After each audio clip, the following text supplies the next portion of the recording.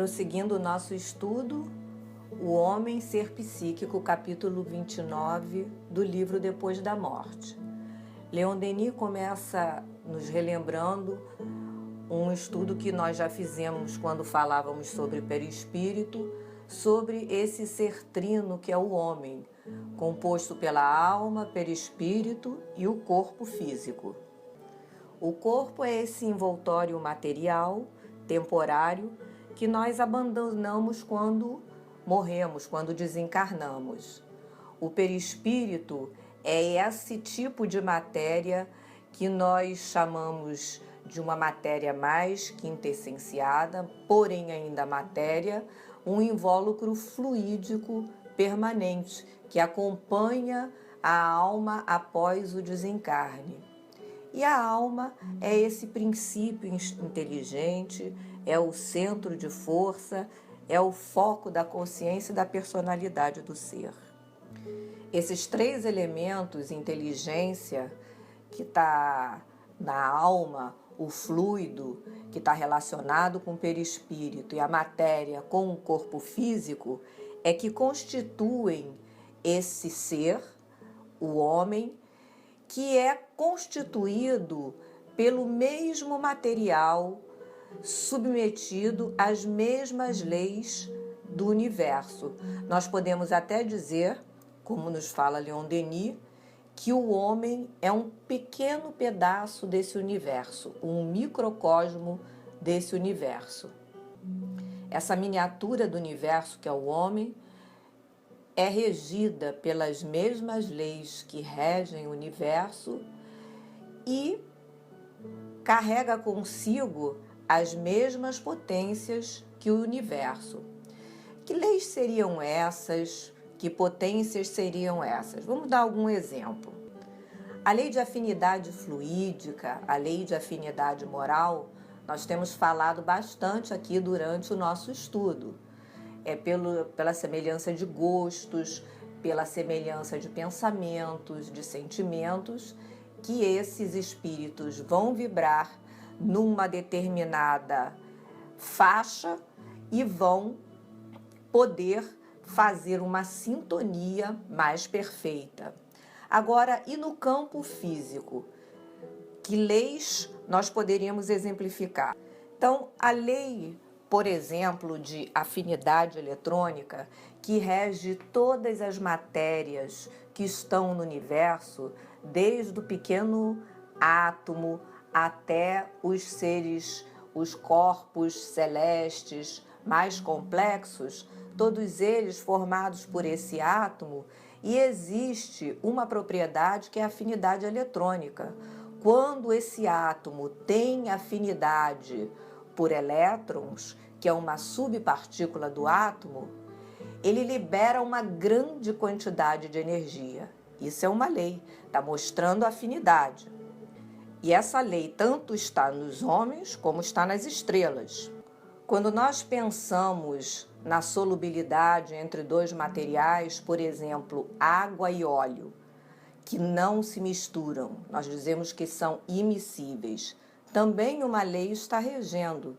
Apesar de não terem afinidade, isso mostra que existe uma lei que vai favorecer a afinidade, a miscibilidade entre alguns materiais e outros não.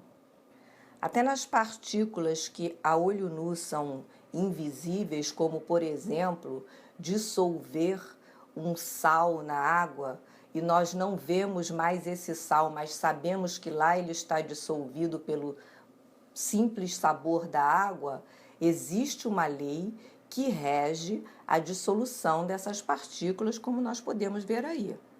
Isso só para ilustrar essas palavras de Leon Denis, quando ele fala que esse microcosmo, essa miniatura de universo que somos nós, somos regidos pelas mesmas leis e guardamos essa mesma potência que tem todo esse universo.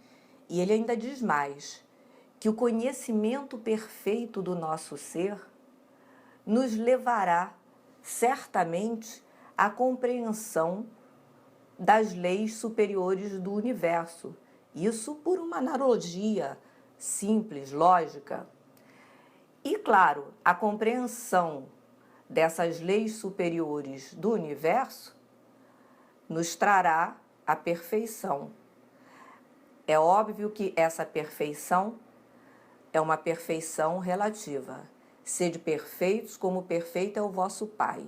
A perfeição que ele nos convida não é a perfeição absoluta que é essa só da inteligência suprema, só do Criador. A criatura cabe a perfeição relativa. Por isso, mais adiante, ele diz que o conhecimento absoluto do homem escapa ainda aos mais adiantados desses homens.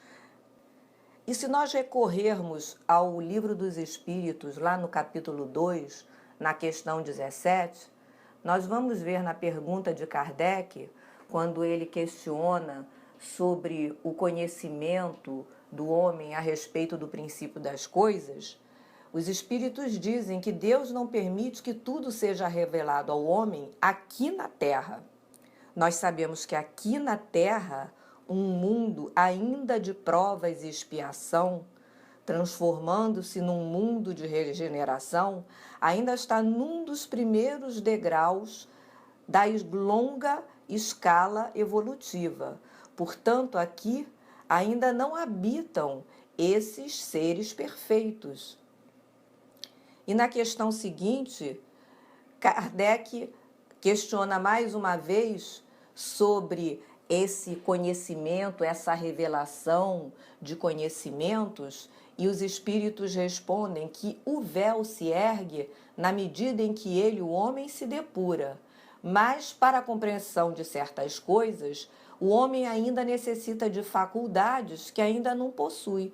Haja visto que a gente já avançou bastante tecnologicamente, mas ainda não consegue compreender muito bem, por exemplo, o que seja o fluido cósmico universal, que estamos mergulhados nele, que tudo que é matéria vem desse fluido universal.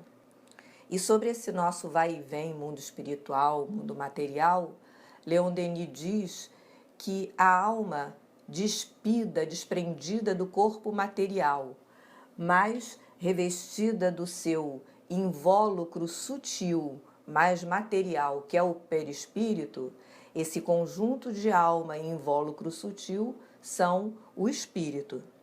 Desprendido desse corpo material e carregando o perispírito que nos acompanha sempre, estaremos libertos das nossas necessidades básicas terrestres e estaremos no nosso estado normal, que é o mundo espiritual. Então, o espírito nada mais é do que um homem desencarnado. E todos nós, com certeza, tornaremos a ser espíritos, porque todos nós, isso é certo, desencarnaremos. Assim como a morte nos restitui a vida do espaço, o nascimento nos faz voltar a esse mundo material para enfrentarmos as nossas dificuldades, batalharmos pelas nossas conquistas, para buscarmos o nosso aperfeiçoamento moral. São as lutas necessárias, apesar de nós, ao desencarnarmos, termos conhecimento de muitas coisas, do que necessitamos, de nos dispormos a muitas realizações, é preciso que retornemos aqui ao mundo material para provar, para realmente conquistar. Leon Denis compara o nosso corpo físico a uma armadura de guerra. Quando nós vamos enfrentar uma batalha, nós usamos toda uma armadura, com elmo, com botas de metal, joelheiras, tudo que tem direito para enfrentarmos aquela luta.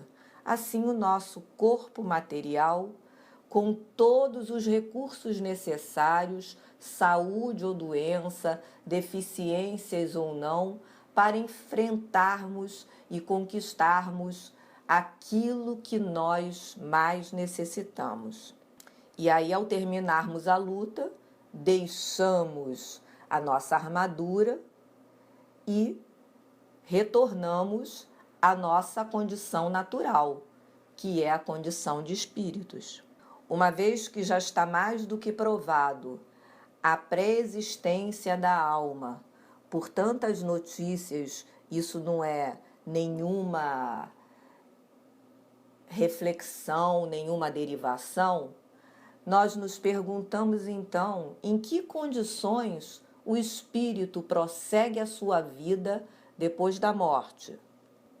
E ainda, que situação lhe caberá no espaço? Então, são essas questões que nos aguardam após a morte, que serão estudadas daqui para diante, mas não em bases de teoria de imaginação, de interpretações em cima de hipóteses muito fugidias, mas sim pelo fruto da revelação desses espíritos, desses amigos que nos antecederam e que vêm nos impulsionar para que nós aproveitemos melhor a nossa temporada de luta aqui na Terra.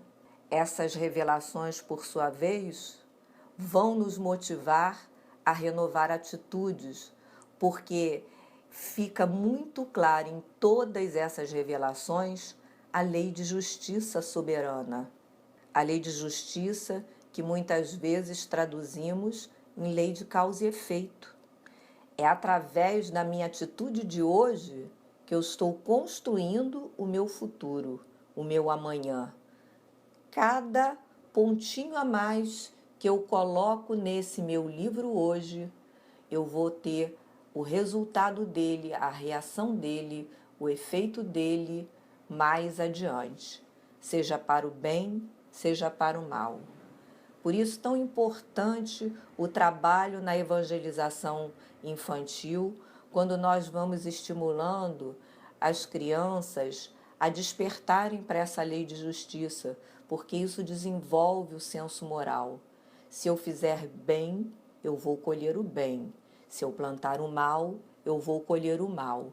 Se eu trabalhar com alegria, eu vou ter muitos bons frutos. Já Aristóteles dizia que o prazer no trabalho aperfeiçoa a obra. Não é assim quando a gente trabalha dando tudo de bom naquele trabalho, nós não nos sentimos regozijados com aquele trabalho? A lei de causa e efeito, onde nós vemos a justiça divina, ela pode ser comparada a uma gangorra.